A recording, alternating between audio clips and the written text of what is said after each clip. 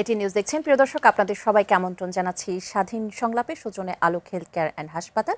আপনাদের সঙ্গে রয়েছি আমি মুন্নি ইউসুফ। দর্শক, সরকারের দায়িত্ব গ্রহণের ৩ মাস পার হয়েছে। এই সময়ের মধ্যে দেশের রাজনীতি যেমন নতুন সমীকরণ তৈরি হয়েছে, তেমনি জনমনে প্রত্যাশা তৈরি হয়েছে এবং মূল্যায়নের নতুন ক্ষেত্রও কিন্তু তৈরি হয়েছে।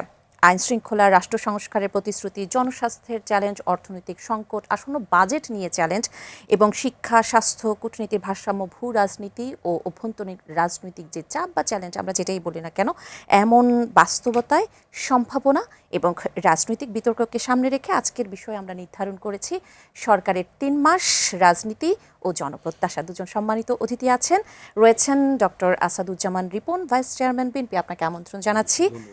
আরও রয়েছেন অ্যাডভোকেট আবু হেনার রেজ্জাকি, রাজনীতি বিশ্লেষক, আপনাকে আমন্ত্রণ জানাচ্ছি। আমি শুরুতেই ডক্টর আসাদুজ্জামান রিপন আপনার কাছে আসতে চাই। সরকারের দায়িত্ব নেওয়ার ৩ মাস পার হলো, এখন জনগণ আসলে বাস্তব ফলাফল দেখতে চায় এবং আপনার কি মনে হয় এই সময়ের মধ্যে রাজনৈতিক স্থিতিশীলতা এবং রাষ্ট্র সংস্কার, জন আস্থার জায়গায় যে সরকারকে নিয়ে আমাদের যে প্রত্যাশা ছিল সেই অনুযায়ী অগ্রগতি দেখাতে পেরেছে কিনা সরকার? ধন্যবাদ আপনাকে। আসলে সরকারের মেয়াদ আপনি যেটা বলেছেন, মাস হিসেবে তো 3 মাস হয়। তো আমরা যখন এই যে দায়িত্বটা আমাদের দলের নির্বাচিত সংখ্যাগরিষ্ঠ সদস্যরা যেহেতু সরকার গঠন করেছেন, সেই সময় আমাদের সরকার বলা যেতে পারে। সরকারটা সবার, কিন্তু বিএনপির সংসদ সদস্যদের নেতৃত্বাধীন সরকার এটা বলা যায়। তো যাই হোক, তো যেটা বলছিলাম যে যখন আমাদের দলের নির্বাচিত সংসদ সদস্য যখন সরকার গঠন করলেন, তারা ঠিক অপ্রত্যাশিতভাবে, এটা একটা বলা যেতে পারে যে আমাদের কাঁধের মধ্যে হঠাৎ করে একটা বলা নেই কন এরকম একটা দুর্যোগ চেপে বসলো। দুর্যোগটা হচ্ছে মূলত আন্তর্জাতিক, যেটার মধ্যে আমাদের কোনো হাত ছিল না, কারোরই হাত নেই। অর্থাৎ আমি বলি ইসরায়েল এবং আপনার আমেরিকার যৌথ আক্রমণ ইরানের প্রতি, এবং সেটার অভিঘাত অনুযায়ী গোটা মধ্যপ্রাচ্যে আপনার অস্থিতিশীলতা, তেলের বাজার ভয়াবহ অস্থিতিশীল হয়ে ওঠা। এবং আমরা যেহেতু জ্বালানি তেল তো আমরা উৎপাদন করি না, আমাদের তো লার্জলি আমাদের ইন্ডাস্ট্রি, আমাদের নিত্য দিনের জীবনযাপন সব কিছুর মধ্যেই তো আমাদের তেলের উপর নির্ভর করতে হয়। এবং এটা ক্রয় করতে যে আমাদের প্রতিদিন মোর দেন 165 crores টাকার মতো স্পেন্ড করতে হয় প্রতিদিন। এবং শুধু তো এটা তো কেনার ব্যাপারটা পড়লো, তারপরে আদার সাইডগুলো উৎপাদন ব্যয় বেড়ে যাচ্ছে, মানুষের ক্রয় ক্ষমতার উপর চাপ পড়ছে, ইনফ্লেশনের রেটটা বাড়ছে। এটা তো আপনি ইচ্ছা করলেই তো আপনি কমাতে পারছেন না, তাই না? তো এই ধরনের তো একটা হঠাৎ করে একটা আচমকা ঝামেলার মধ্যে তো আমরা পড়েছি, এতে কোনো সন্দেহ নেই। আমাদের অর্থমন্ত্রী যেটা জাতির সামনে বলেছেন যে আমরা একটা যে বাজেট প্ল্যান হয় প্রতি বছর, একটা সরকার যে বাজেট দেয় প্রথা অনুযায়ী, তো সেই বাজেটের যে স্পেন্ডিং হওয়ার কথা, সেই স্পেন্ডিংয়ের মধ্যে প্রায় 40,000 crores টাকা, 40,000 কোটি টাকা, মনে করেন কথার কথা 10 লক্ষ কোটি টাকা বাজেট হওয়ার কথা ধরে নিচ্ছে, কথার কথা। এখান থেকে জাস্ট স্ট্রেইট ওয়ে 40,000 কোটি টাকা আপনাকে কম্প্রোমাইজ করতে হচ্ছে। অর্থাৎ এই পরিমাণ টাকাটা আপনি বাজেটে ইনক্লুড করতে পারবেন না। তাহলে এটা একটা বড় বড় মাপের কি বলে একটা ঝামেলা তো বটেই। তো আমাদের নির্বাচনে অনেকগুলো প্রতিশ্রুতি ছিল, যেমন আমাদের প্রাইম মিনিস্টার বলেছেন স্নাতক পর্যায়ের মেয়েদের শিক্ষা, এটা আমাদের সাবেক প্রধানমন্ত্রী বেগম খালেদা জিয়ার তার একটা প্রতিশ্রুতি ছিল, অবৈতনিক করা যায়, রাইট। এখন বর্তমান প্রধানমন্ত্রী, বিএনপি নেতৃত্বাধীন সরকারের বর্তমান প্রধানমন্ত্রী, তিনি এটা বাস্তবায়ন করতে চান। এখন এটা বাস্তবায়ন করতে চারটিখানি কথা না, তো অথচ এটা দরকার, আমাদের মেয়েদের শিক্ষিত করা দরকার। মেয়েদের শিক্ষা ব্যয় বহন করার জন্য অনেক বাবা মাই তো অল্প বয়সে মেয়েদেরকে বিয়ে দিয়ে দেয়, তারপর মেয়েদের সংসারে চলে যেতে। কিন্তু একটি মেয়ে, নিম্ন আয়ের পরিবার একটি মেয়ে বা নিম্ন মধ্যবিত্ত পরিবার একটি মেয়ে যখন, বা তার গার্ডিয়ানরা যখন বুঝবে সরকারি যখন মেয়েটির লেখাপড়ার খরচ বহন করবে, তাহলে মেয়েটিকে লেখাপড়া করাবো না কেন, তাই না? তো আমরা তো জানি যে একজন মা শিক্ষিত হলে সেই সংসারটা, তাদের পরিবার, তাদের বাচ্চারা অনেক মোরালি, আইডিয়ালি অনেক দিক থেকে তাদের উৎকর্ষতা বাড়বে। তো সেটার কথা, এবং এটাকে আপনার হিউম্যান ডেভেলপমেন্টের একটা পার্ট, যদি এটা এফেক্ট লং টার্ম, কিন্তু এটা অনেক বড় রেজাল্ট পেতে পারি আমরা। তো এটা একটা বড় দিক, এটা বর্তমান সরকারের জন্য একটা বড় দিক এবং একটা বড় চ্যালেঞ্জও বটে। আচ্ছা, তো অন্যদিকে আপনার ল অ্যান্ড অর্ডার সিচুয়েশনের কথা যেটা বললেন, ল অ্যান্ড অর্ডার সিচুয়েশনটা নিঃসন্দেহে আপনি দেখবেন যে অন্তর্বর্তীকালীন সরকারের সময় যেভাবে প্রফেসর মোহাম্মদ ইউনূসের সরকারকে যেভাবে ব্ল্যাকমেল করতে চাইতো গ্রুপ অফ পিপল, এবং আমার কাছে যেটা মনে হয় কি জানেন, ইউনূস সরকারের বিরুদ্ধে তখনকার মুভটা করে একটা মানে রাষ্ট্রীয় সরকারের মধ্যে একটা অস্থিতিশীলতা তৈরির একটা অ্যাটেম্প ছিল। যেমন কোনো একজন জন বলছেন এখন তো যমুনায় কোনো ঘেরাও দেখছি না, কত সত্য, আগে কথায় কথায় যমুনা ঘেরাও, কথায় যমুনা ঘেরাওর কোনো একটা ব্যাপার ছিল।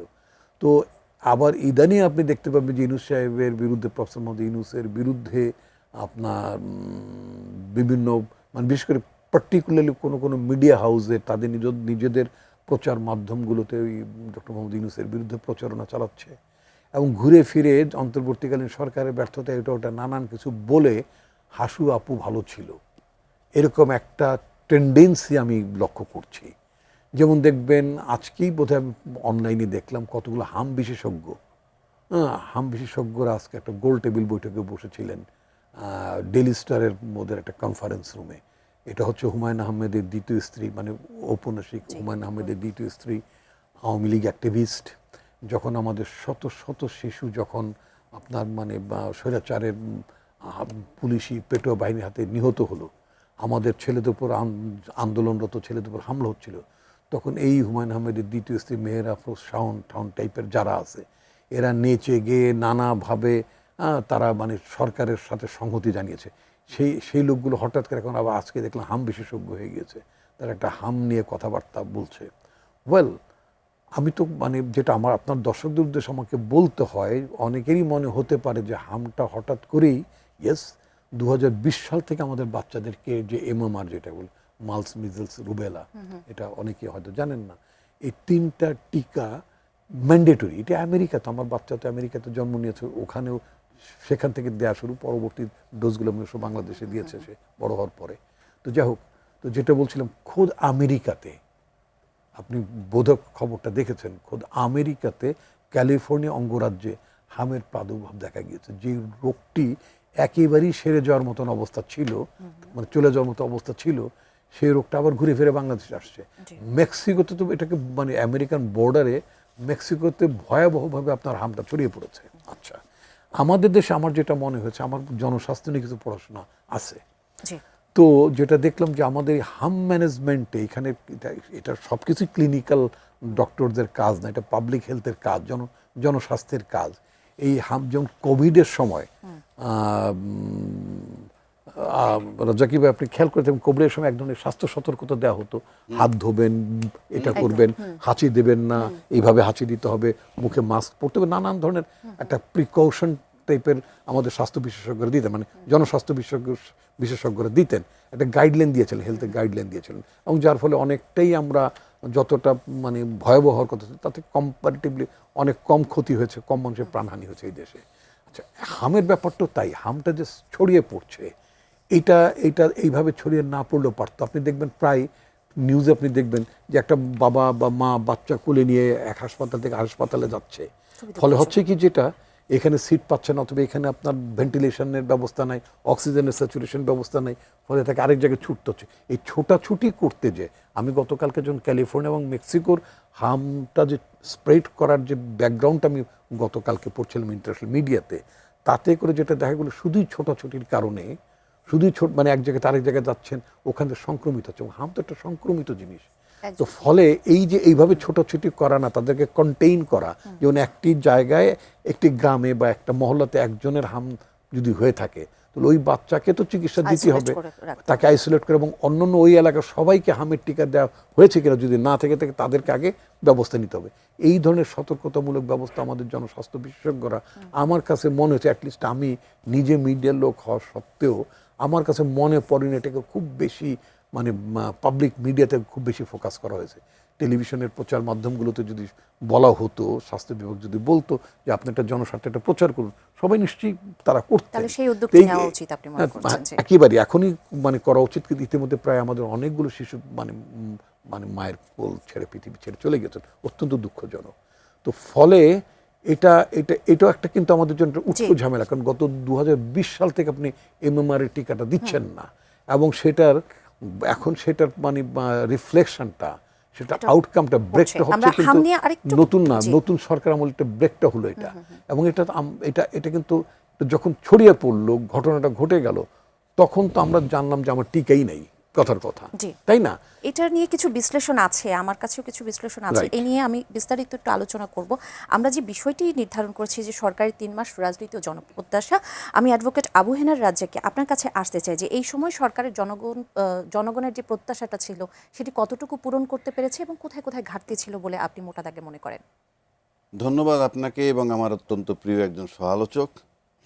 আমরা মেইনলি আপনার প্রশ্নটাই মনে হইতেছে 3 মাসের মূল্যায়ন বলতে জি। গেলে মূলত কেউ কেউ বলেন যে 3 মাস কোনো সময় না, এটা মধুচন্দ্রিমা কিংবা একটু সুযোগ দিতেই হবে।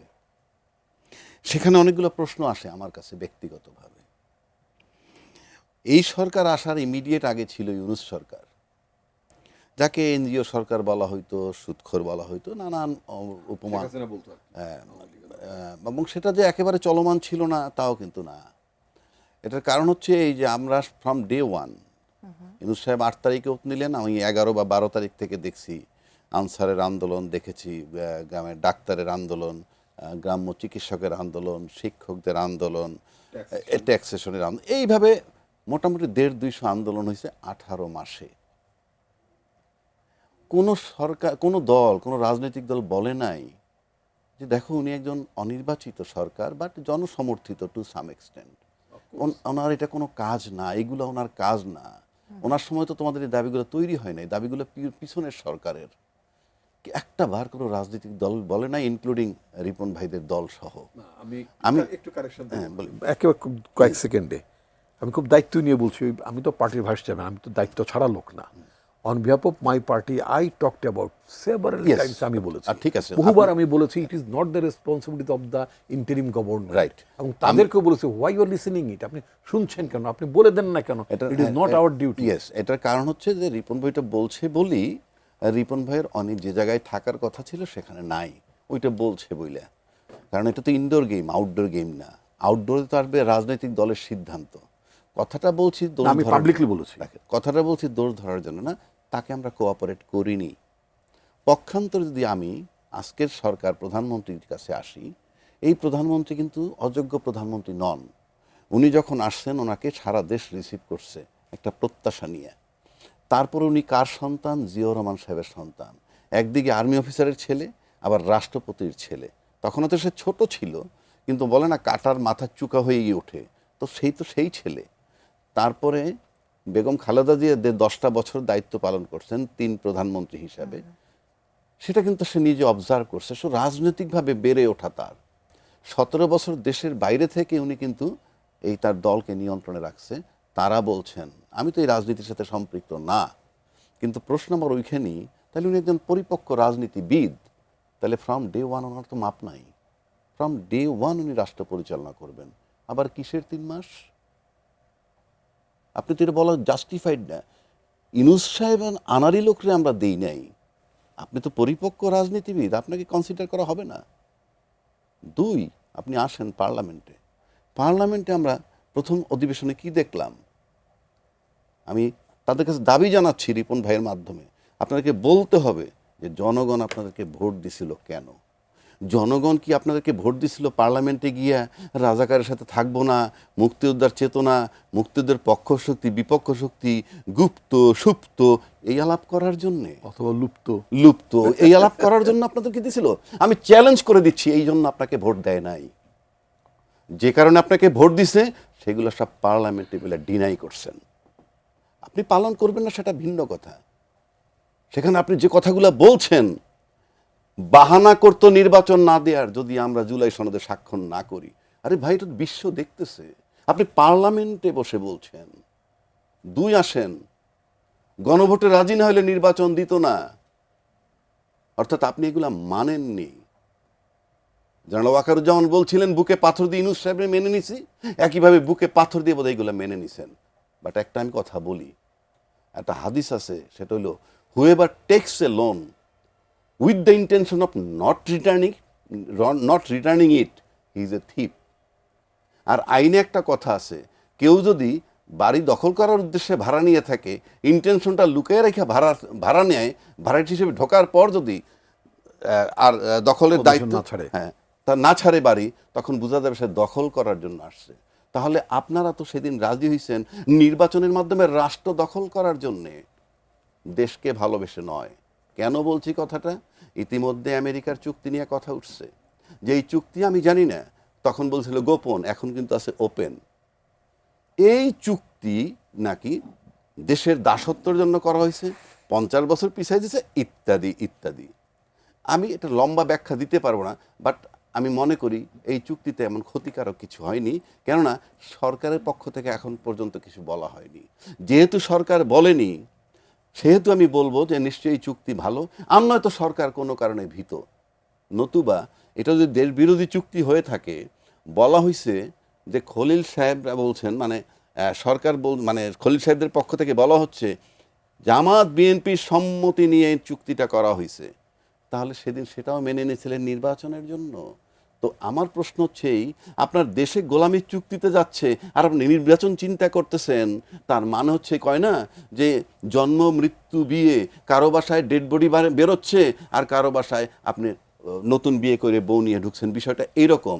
আপনারা তখন কেন চ্যালেঞ্জ করেননি এটা একটা গোলামি চুক্তি হচ্ছে, আপনি ইউনূস সাহেব গেট লস্ট, নির্বাচন না হোক কিন্তু এই চুক্তি করতে দিব না।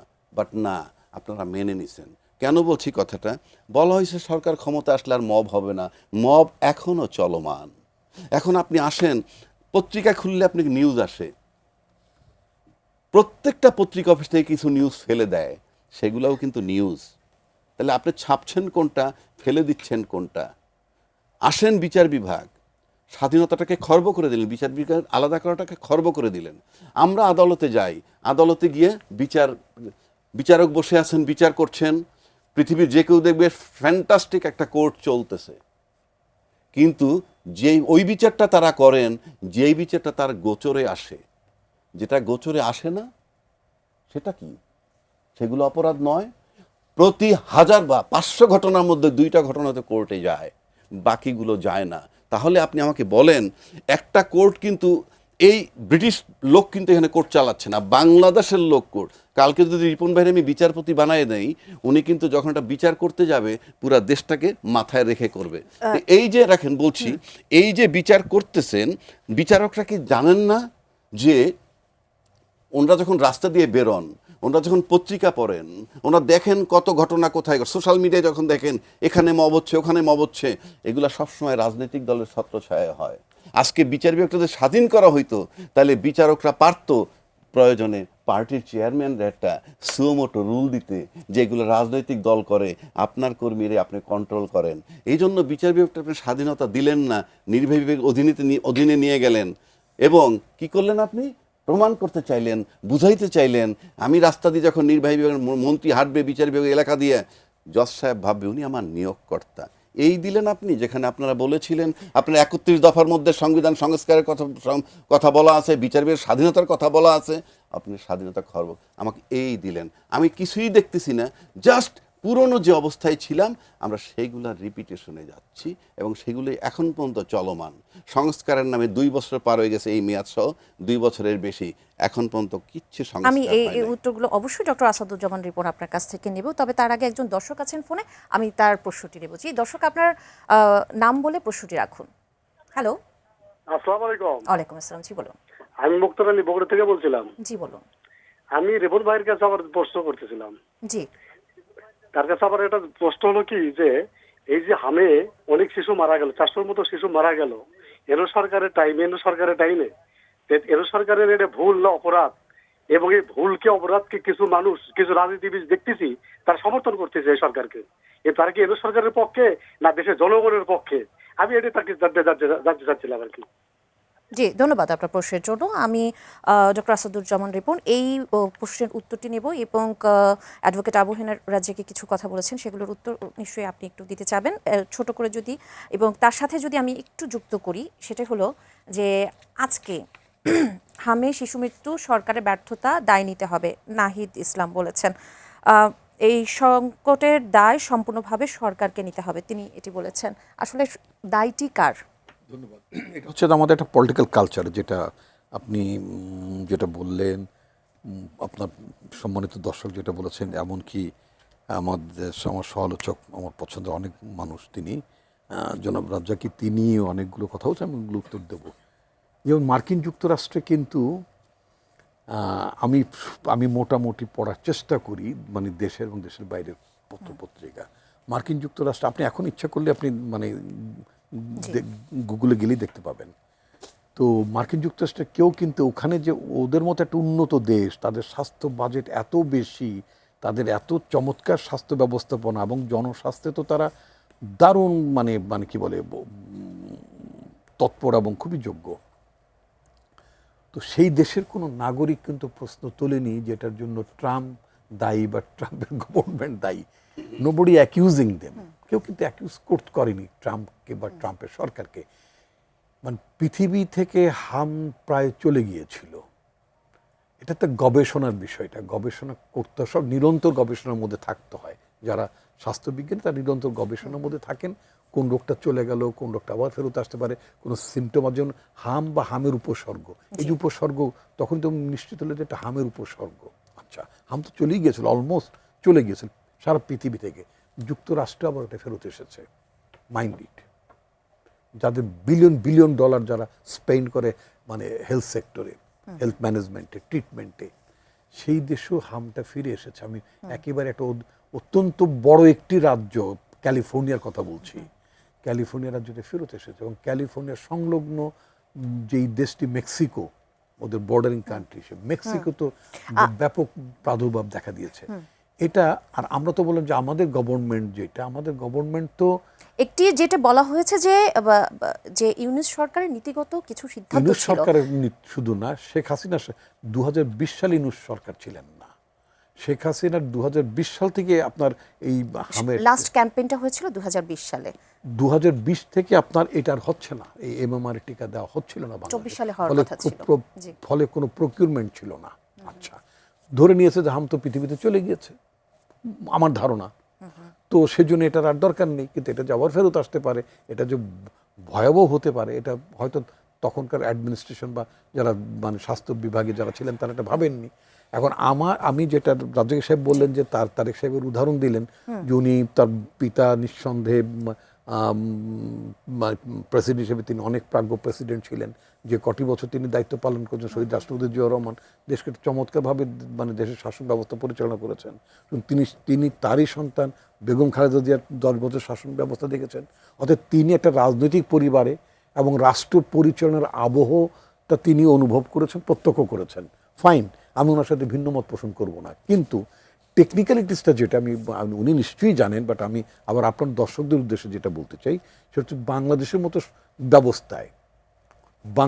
ব্যবস্থায় ধরেন আগামীকালকে যদি আমি স্বাস্থ্যমন্ত্রীর দায়িত্ব, আমার যেহেতু জনস্বাস্থ্য নিয়ে আমার পড়াশোনা আছে, আগামীকালকে যদি আমাকে আমার সরকার ট্রাম্প যদি আমাকে স্বাস্থ্য মন্ত্রণালয়ের দায়িত্ব দেন, আমি নিজেই তো পারবো না। কেন পারবো না? আই ডোন্ট নো যে সরকারের স্বাস্থ্য ব্যবস্থাটা কোথায় কি আছে, টিকার অবস্থাটা কোথায় আছে, কত ডোজ আছে, কি আছে না আছে, কতগুলো হাসপাতালগুলোতে শিশুদের মানে আপনার নিবিড় পরিচর্যা কেন্দ্র আছে কি নাই আমি জানি না তো বাস্তবে। সুতরাং একজন মন্ত্রী বা একজন নতুন সচিব গেলেই ক্যানট ডেলিভার।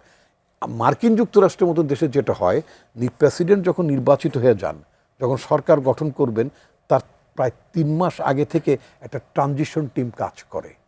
তিনি দায়িত্বভার গ্রহণ করবেন কিন্তু ধরেন আরো 3 মাস পরে, কিন্তু তার মনোনীত লোকেরা প্রতিটি ডিপার্টমেন্টে মানে মন্ত্রণালয়ে তার ডিপার্টমেন্টের লোকেরা কাজ করবে এবং তার মানে যেটাকে বলে টেক ওভার করে, বুঝে নেয়। যখন নতুন, অর্থাৎ তারা 3 মাস আগে থেকে সরকার পরিচালনার পুরো প্রস্তুতি তাদের হয়ে যায়, কারণ তারা সবকিছু জানেন। তার ট্রাম্প বা ওবামা বা ক্লিন্টন যেদিন দায়িত্বভার গ্রহণ করেন, তাদের খুঁজতে হয় না কোন ফাইলটা কোথায় কতগুলো টিকা আছে কি নাই, যুদ্ধাস্ত্রের কি অবস্থা, আমেরিকার সাথে একটা সমন্বয়ের না কিছু, তারা আপডেটেড হন। এবং নিয়ম হলো নতুন সরকারকে, যারা বিদায়ী সরকার থাকে, ওই তার ট্রানজিশন টিমকে তারা আপডেট করে রাখে। বাংলাদেশ, ইন্ডিয়া, পাকিস্তান এই সমস্ত দেশগুলোতে, এইসব দেশগুলোতে আমি এটা আমাকে একটু শেষ করতে দিতে হবে, সেটা আপনাকে এখানে আপডেট করার কোনো সুযোগ নাই। The moment prime minister and his team যেদিন দায়িত্বভার নেবে, তাদের প্রতিটি দিন তাদেরকে জানতে হবে কোথায় কি আছে না আছে। এটা একটা নতুন সরকার, যেটা 3 মাস হানিমুন পিরিয়ড না, আমি বলবো 3 মাস হচ্ছে বেসিক্যালি ওরিয়েন্টেশন পিরিয়ড। একটা গভর্নমেন্টকে ওরিয়েন্টেড হতে হলে তার 3-4 মাস, 3 মাসও যথেষ্ট। কিছুটা সময় দিতে হবে, সেটি আপনি বলছেন। আমি আপনাকে বলি, আমি টক শোতে যেহেতু আমার উদ্দেশ্যে শাসন ব্যবস্থা সম্পর্ক আমার জানাশোনা পড়াশোনা আছে, সেজন্য আমি সবসময় বলতাম, এইবার যে রিয়াজ ভাই যখন আলী রিয়াজ সাহেব যখন সংস্কারের কমিটি ছিলেন, আমি বলি উনি তো আমেরিকায় ছিলেন, উনি তো এই সংস্কারটার কথা বলতে পারতেন যে ভবিষ্যতে বাংলাদেশেও নির্বাচনের পরে 3 মাস পরে দায়িত্ব নেবেন, অর্থাৎ মূল মেয়াদ শেষ হওয়ার আগে নির্বাচন হবে, দায়িত্ব নেবেন যথাসময়, তাহলেও তো সরকার আপডেটেড থাকতো। এই ব্যবস্থাটা আমাদের করা যেতে পারতো। গভর্নমেন্টের হানিমুন পিরিয়ড না, আপনি আমরা বলতে পারি ওরিয়েন্টেশন পিরিয়ড। একজন দর্শক আছেন ফোনে। জি দর্শক, আপনার নাম বলে প্রশ্নটি রাখুন। হ্যালো। জি, আসসালামু আলাইকুম। আমার নাম মোহাম্মদ শামীম হাওলাদার। জি বলুন। আমি বরিশাল সদর থেকে বলছি।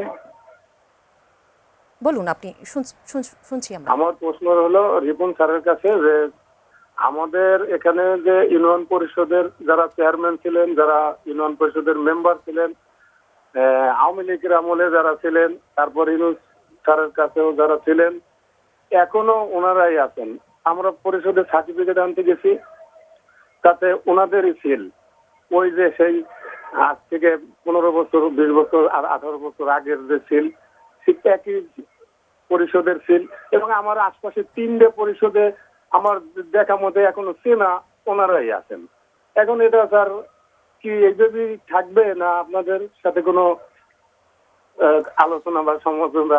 ডক্টর আসাদুজ্জামান রিপন, আপনার কাছে আসতে চাই। একজন দর্শক ফোন করেছিলেন, ইউনিয়ন পরিষদের চেয়ারম্যানদের নিয়ে তিনি কথা বলেছেন, এবং একই সাথে যদি আমি যুক্ত করে দিই, স্থানীয় সরকার যে নির্বাচন রয়েছে সেই নির্বাচন নিয়ে কিন্তু আজকে সিএসসি বলেছে স্থানীয় সরকার নির্বাচন রক্তপাত এড়াতে আলোচনার আহ্বান জানিয়েছেন সিএসসি।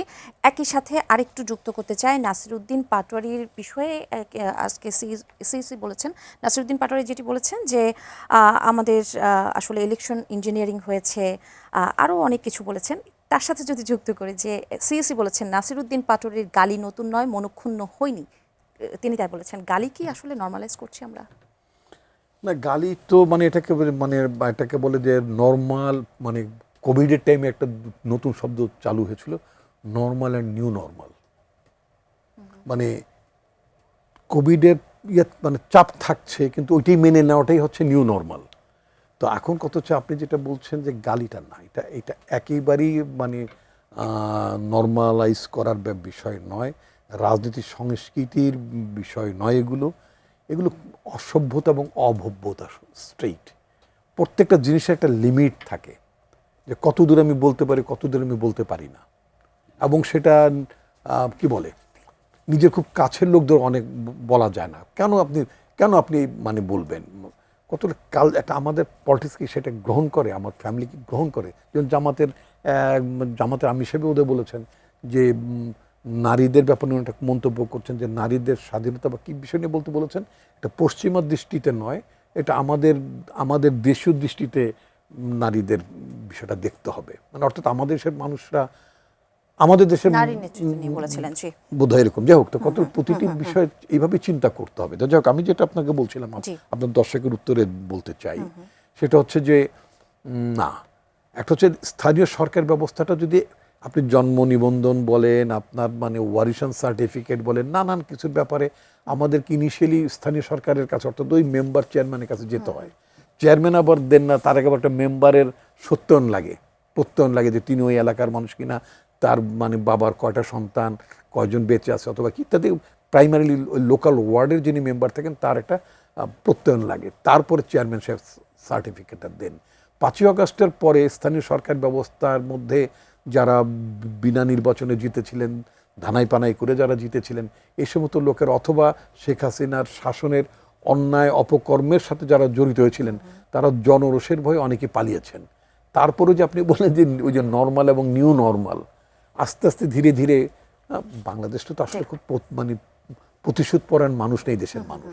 এটা ওবায়দুল কাদের বলতেন এটা হয়ে যাবে ওটা হয়ে যাবে, আসলে কি তাই হয়েছে? হয়নি। খুবই সামান্য 2-4টা ম্যানিফেস্টেশন, তেমন কিছু হয়নি।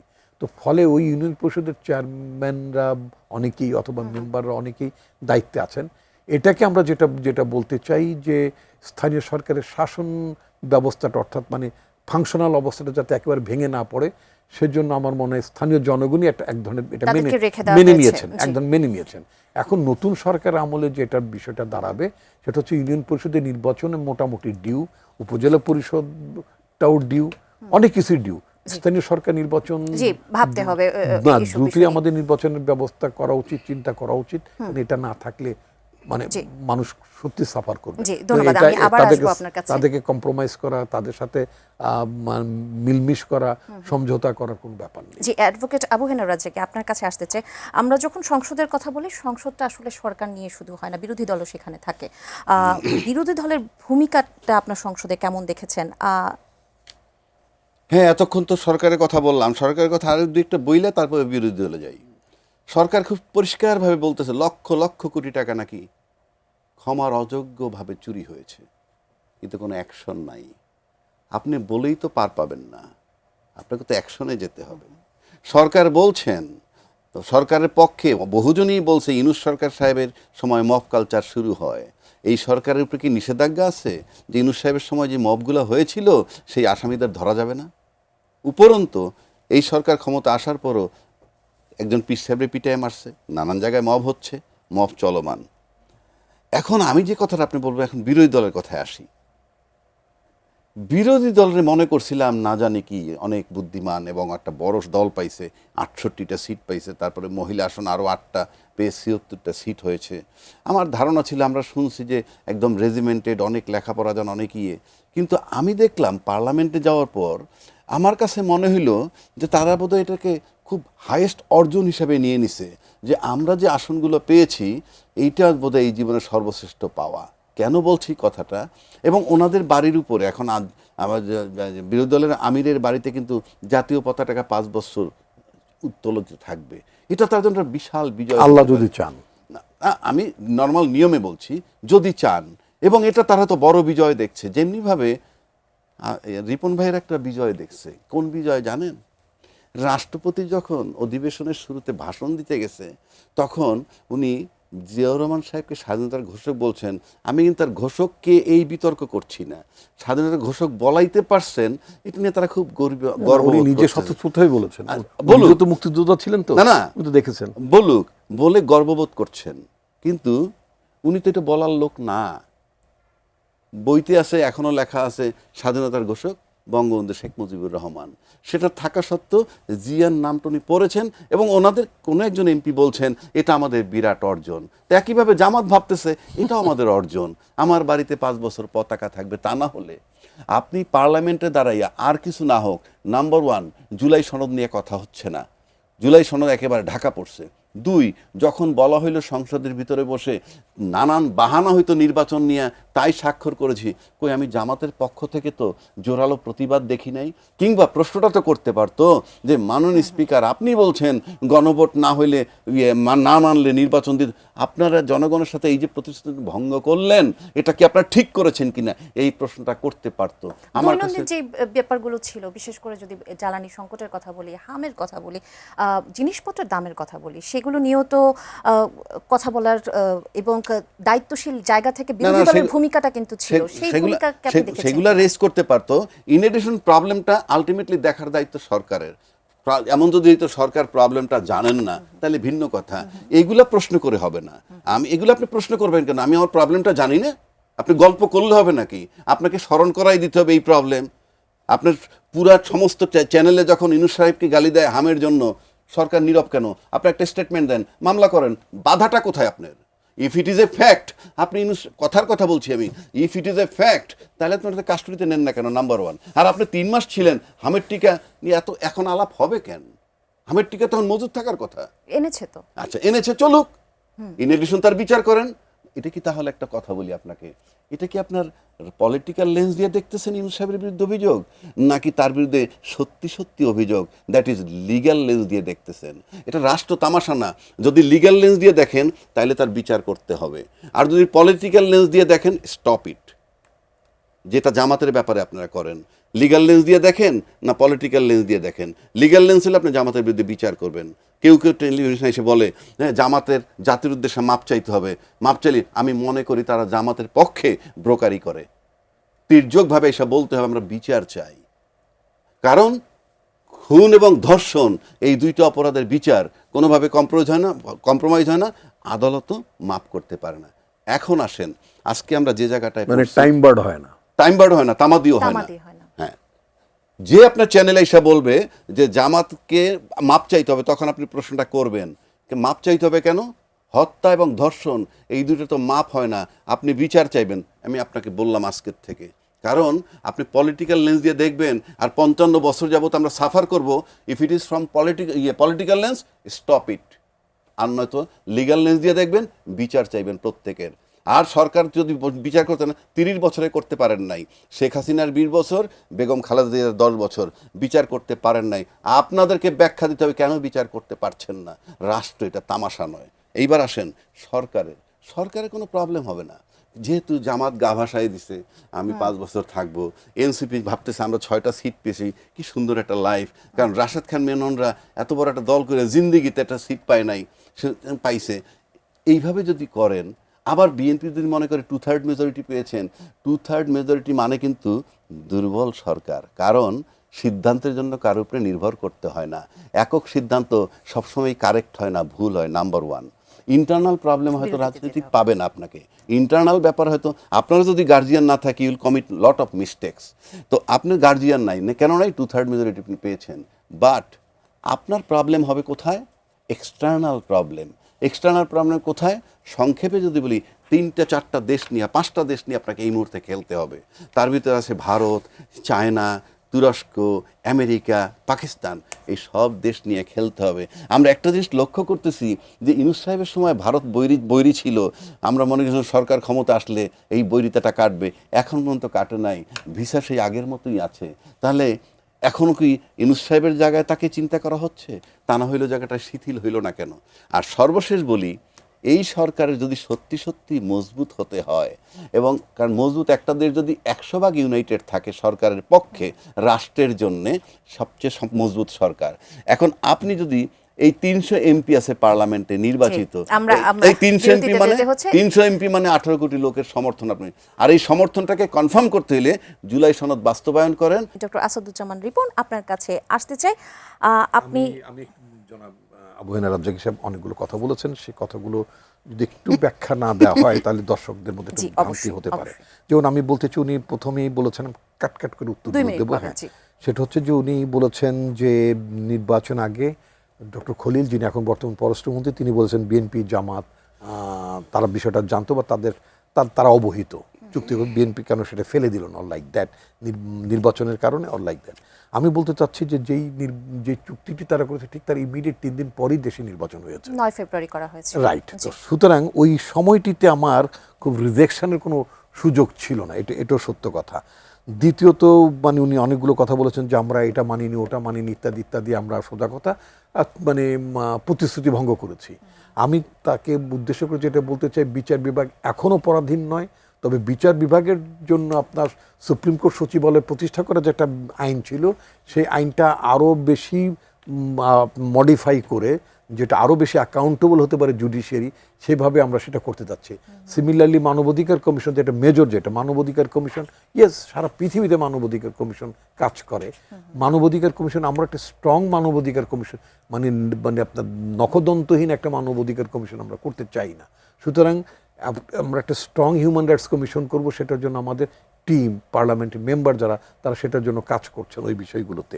একইভাবে আপনার অন্যান্য, মানে আপনার গুম কমিশন, মানে যেটা মেজর কনসার্ন, সেটার ব্যাপারেও আমাদের পার্টির ছেলেরা অনেক বেশি ভিকটিম হয়েছেন। সুতরাং গুম কমিশন এমনভাবেই হবে যাতে ভবিষ্যতে এনফোর্স ডিসঅ্যাপিয়ারেন্সের মতো ঘটনা আর না ঘটে। অর্থাৎ সরকার তার প্রতিশ্রুতি থেকে কোনো এক চুলো সরে যায়নি। এখন আপনি আসেন, সেটা হচ্ছে যে আপনার উনি জুলাইয়ের কথা বলেছেন যে জুলাই থেকে সরে গেলে এটা মানুষ গ্রহণ করবে না, অথবা সরকার দুর্বল থাকবে। আমি ওনার সাথে একমত, কিন্তু আমি যেটা বলতে চাই, আমাদের সরকারকে মানুষ তো প্রায় আপনার 49% ভোট আমাদের দলকে দিয়েছে, আমাদের দলের পক্ষে। অন দ্য আদার হ্যান্ড আপনার 69%, প্রায় 70% মানুষ ভোট দিয়েছেন আপনার হ্যাঁ ভোটের জন্য। আমাদের নেতা তারেক রহমান জনগণকে হা ভোট দিতে বলেছেন। সুতরাং ওই হা ভোটের মধ্যে যেই 70%, মানে 70% যেটাই হোক না কেন, এই যে ভোটটা, সেই ভোটের মধ্যে 50% ভোট তো আমাদেরই। আসলে আমরা তো এটা ডিজাউন করি না। কিন্তু এখন আমি আপনাকে শুধুমাত্র একটা কথা বলি, এই যে ঐক্যমত্য কমিশনের যিনি ভাইস চেয়ারম্যান ছিলেন, যেখানে সমস্ত রাজনৈতিক দলের নেতৃবৃন্দ যেখানে যেতেন, কথা বলতেন, আমরা সেখানে আমাদের যেটা নিয়ে কথা হচ্ছে সেটা একটু কয়েক সেকেন্ড আমি পড়ে শোনাবো। জি। সেটা হচ্ছে নোট অফ ডিসেন্ট নিয়ে। সেখানে প্রফেসর আলী রিয়াজ নিজে জি। একটা ইন্টারভিউতে, প্রথম আলোতে একটা ইন্টারভিউ দিয়ে বলেছেন, আমি কি এটা পড়ে শুনতে যাতে বিভ্রান্তি না হয়। তিনি বলেছেন সেটা হচ্ছে সনদ বাস্তবায়নের পদ্ধতি বিষয়ে কোনো ধরনের সিদ্ধান্তের ব্যাপারে তিনি বলেছেন দুটো কারণ ছিল। কোনো দল এই ধরনের বক্তব্য না থাকলে সনদ স্বাক্ষর করতে আপত্তি করেছিল, অন্যদিকে আমাদের বিবেচনা যে এতে করে নোট অফ ডিসেন্ট দিল যে কোনো দল তাদের অবস্থান বদল করতে পারবে। সেটা কি, এই নির্বাচনে যে রাজনৈতিক দল নির্বাচিত হবে তারা তাদের নির্বাচন ইস্তেহার অনুযায়ী এটা বাস্তবায়ন সেটা প্রতিফলন করবে। Right. আমাদের সময় একদম শেষ। আমি আমাদের অ্যাডভোকেট আবু হেনা দল রাজ্জাকের কিন্তু কাছে যেতে চাই। আমাদের দল কিন্তু শেষ প্রশ্ন প্রতিশ্রুতি রাখতে চাই। দিয়েছে। আমাদের দল কিন্তু এখন এই কথাগুলো বলি তো আমি জনগণের কাছে গিয়েছি, জি। সেটার জন্য জনগণ আমাকে 50% ভোট দিয়েছে। আমাদের দল যেটা বলেছে, যা কিছু আমরা ওয়াদা করেছি, প্রতিশ্রুতি দিয়েছি রিগার্ডিং মানে জুলাই চার্টার অক্ষরে অক্ষরে পালন করবেন, সেটি বলা হয়েছে। আমাদের কিন্তু ও জায়গা থেকে শিফট হওয়ার কোনো অ্যাডভোকেট ইচ্ছা আমাদের নেই। জি, অ্যাডভোকেট আচ্ছা, আবু হেনা রাজ্জাক একদম আমি শেষ এখন পর্যায়ে কয়েকটা এসেছি। জবাব দিয়ে দেয়, তাইলে হয়ে যাবে। 2 মিনিট আপনিও হ্যাঁ, পাবেন ঠিক আছে। একদম। বিচার বিভাগের স্বাধীনতার কথা বলছে, ওই অধ্যাদেশটা খুব পোক্ত কইরা আনবে। গুম কমিশন অধ্যাদেশ আরো পোক্ত কইরা আনবে। মানবিক কমিশন অধ্যাদেশ পোক্ত কইরা আনবে, কিন্তু এটা বাদ দিয়ে 2009-টা ফেরত আনছে।